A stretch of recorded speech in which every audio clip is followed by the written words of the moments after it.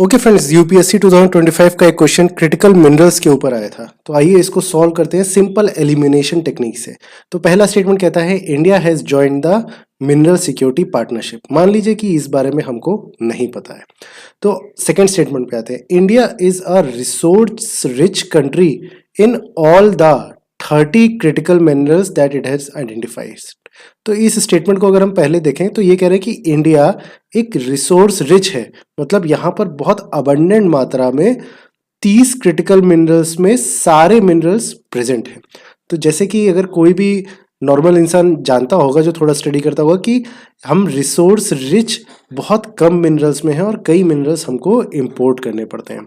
तो कई minerals import करते हैं तो क्रिटिकल मिनरल्स भी हमें इंपोर्ट ही करने पड़ते होंगे। सारे क्रिटिकल मिनरल्स इंडिया में, ये थोड़ा सा स्टेटमेंट डाइजेस्ट करने के लिए मुश्किल है।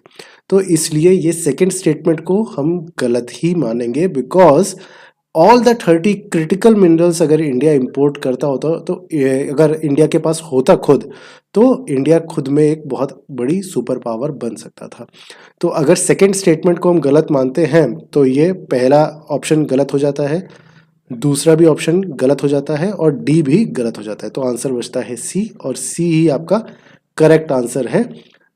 थर्ड स्टेटमेंट क्या था, हमें पढ़ने की भी आवश्यकता नहीं पड़ी। यही होती है एलिमिनेशन टेक्निक, और इसको प्रैक्टिस करके आप कई क्वेश्चंस यूपीएससी में बहुत इजीली बना सकते हैं। Thank you.